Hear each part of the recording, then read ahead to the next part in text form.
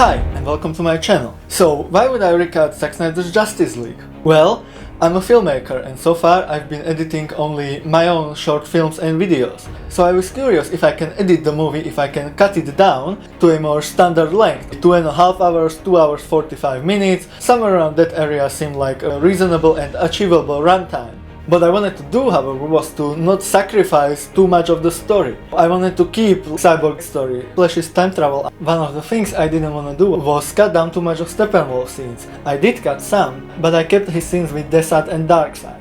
In fact, I didn't want to cut out too much of the character stuff in the movie, as well as any major story element or story-related scene. But I also wanted to cut down a 4-hour movie and get it under 3 hours, so there had to be some compromises. As I went along, I created multiple versions of this project, of this editing exercise, to see the progress, to see the process of it. The first version that I got was about 3.5 hours long, and it was achieved mostly just by trimming. And what's trimming, at least in my vocabulary, is cutting out or cutting down scenes by seconds without removing any of the substance. Basically what that means is you're cutting out bulk from the scene, shortening the shots, which results in a quicker, faster pace and a shorter runtime. That, however, wasn't enough, so I decided to cut out the ending.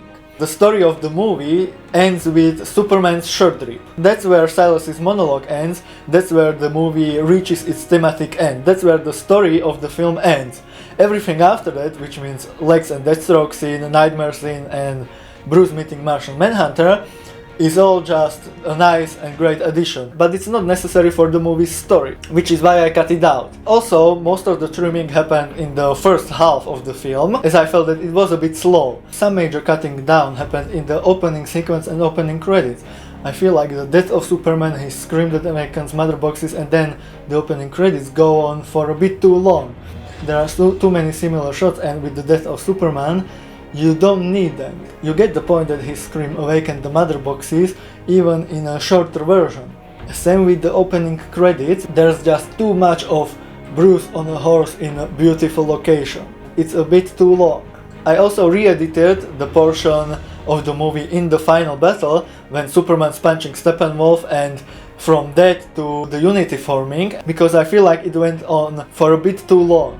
So he cuts his horn off, and then we start to move to the big boom tube opening, the Parademon shoots Flash, Unity forms. It all happens much quicker in this edit of mine.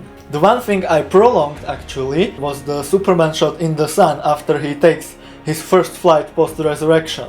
I felt that that sequence should have been a bit longer, so I prolonged that shot.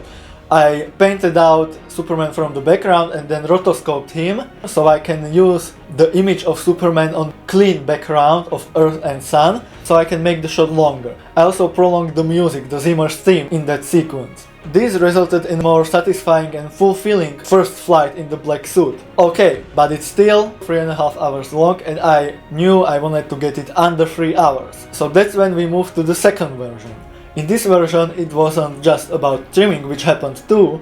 It was also about cutting down, which means cutting out certain elements from the scenes, cutting out actual substance, and it also meant that I started cutting out scenes. One of the scenes that I cut out was the Iris scene. It's a great scene, but it contributes very little to the story of the movie. And seeing Flash's powers for the first time, when he meets Bruce Wayne, when he dodges the Batarang, is a more effective way, in my opinion. But then it created a problem, you see, because Diana says, oh, the others, where are they? And we cut to Central City and the Iris scene. So what I did was, we cut to the Central City and then we cut to Barry with his dad, because Diana's line sets up meeting the other heroes, so I still wanted to maintain that.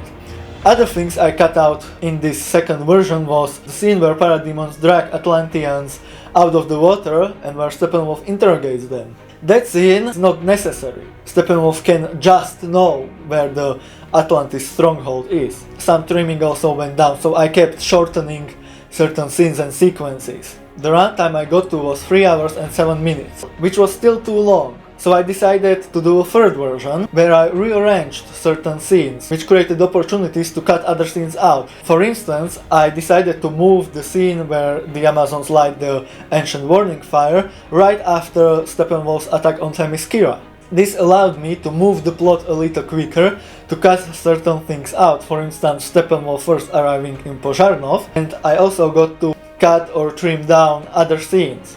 This version clocked out at 3 hours, so I only gained a couple of minutes. That's where I decided to bring reshoots in.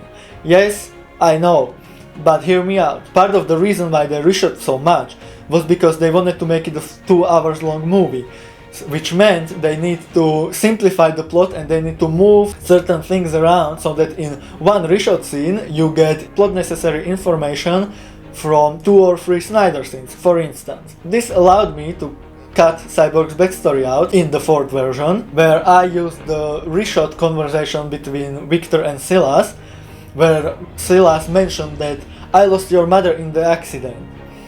That allowed me to cut that portion of Cyborg's backstory out. Again, I wanted to see how short I can get it without sacrificing too much of the story. I still used the shots from the accident later on when Cyborg's telling his story to the League, but I got to cut it out from where it originally was, which allowed me to reduce the runtime. And I also like the conversation that he has with Silas in that reshot scene. And as always, some more trimming happened. This version clocked out at 2 hours 43 minutes, so I was getting close, but I also wanted to use more reshoots. And that's where we get to the 5th version, and which is one of my favorite versions of this project. In this version, cut out Silas's death.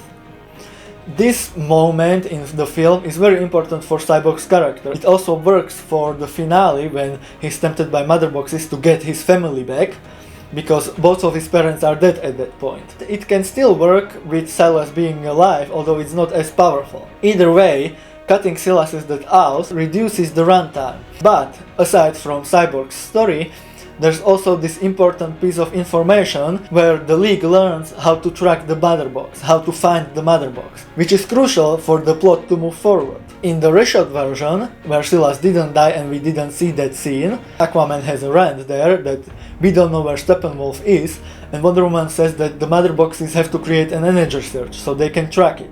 I put Cyborg's line "I'm already on it" after that so that we get some context. Yes, they are going to find where the mother boxes are, and this is how. Then I used the scene in the Batcave from Snyder's version where they talk about Požárnov and where Cyborg tells them that he's gonna plug into the Unity. I cut out certain bits and pieces once again to give this new version of the film a better flow. I also cut out Valko. The reason for that was again to make the film shorter, but also you didn't need Volko because there's the reshot line from Aquaman to Mera in their conversation, and he says, "Then I'm gonna need something from you." In this version, Volko didn't give him the armor, Volko didn't give him the trident. Again, something that was in Snyder's version and it was longer, they cut the whole thing out and used this one line to make it make sense. This also led to me moving the scene where Aquaman rescues the guy on the boat deeper into the film than it was originally, because since that scene didn't lead to him talking to Volko, I decided to, like it was in theatrical, to make that scene move into him coming to that Atlantis stronghold. So I moved it a bit closer to that scene. In this version, I also use bits and pieces of the reshoots later on, like for instance in the final battle, I used the Cyborg-Superman conversation around mother boxes. Now Superman doesn't have black suit in those scenes, but as a concept it works and I like that interaction. I also used the theatrical version of Superman's shirt rip so that he has his blue suit. He could have the blue suit in the end. Why not? When Cyborg's auto-defense system is going to attack Superman. I used his lines from the reshoots because I felt that those lines fit a bit better in there. Another interaction from reshoots I used was Batman telling Aquaman, "I'm not the one who brought a pitchfork," from the Batmobile scene. I also used Barry's lines when they are digging up Superman's grave from the reshoots, but only a bit of that. One other bit I added was Wonder Woman's line in the tunnel fight. In Zack Snyder's Justice League she says, "I belong to no one," which is a line that feels out of place, so I cut it out in the first version. And in this one, since I was using reshoots, I used her line, "You overestimate yourself," which I feel fits much more. Also, I used a bit from the Batcave where they are all suited up and where Bruce is in the tactical suit. It was in the theatrical version, it's from the reshoots, but I felt it made more sense because there's some time separation between seeing him in the classic suit and the tactical suit. So this fifth version wasn't just about cutting the film down a bit more, but also about using some of the reshoots that I liked or deemed necessary for the plot. The fifth version was sort of the final version, the ultimate version that I thought I could have done with the reshoots and with cutting down the time. And it ended up being 2 hours 35 minutes long, which I feel is a great runtime for the film. But then I wanted to try something out, and I did a sixth version where I used more of the reshoots, and that was basically the same length, so it didn't matter, but it was just an experiment. And then, lastly, I decided to do a seventh version, which was without reshoots, but I tried to use the short versions of certain scenes, because with each new version of the cut, I shortened certain scenes and sequences. So by the time I got to version 6, I had short version of certain scenes and sequences than in version 3. So for this version 7, I used version 3 as a base and then used the edits of scenes and sequences from version 6 or 5 to put in version 3, which made it shorter. Version 3 was 3 hours long. Version 7, 2 hours 50 minutes long. So I gained 10 minutes. And I think these two versions, version 5 and version 7, are the best versions that I made in this project. I think you could still cut something out, you can still shorten something, there's room for more editing, but I'm really happy with the version 5 and version 7, which is why I put them on my Google Drive, which you can find the link in the description. This was a fun project for me. I loved editing this movie, I loved figuring out how to make the story work with shorter runtime. This is what editing is. You remove stuff and then you have to figure out how to make the story work. You can restructure, move the scenes around, you can change a lot in the edit. And that would be it, my Zack Snyder's Justice League recut, my editing project or exercise. If you watch these recuts of mine, let me know down below in the comments what you thought. If you have any questions, also leave them in the comments. And let me know if you'd like to see all the other versions, to see the process and progress of it. Also like, share and subscribe if you found this video interesting. Have a nice day, bye!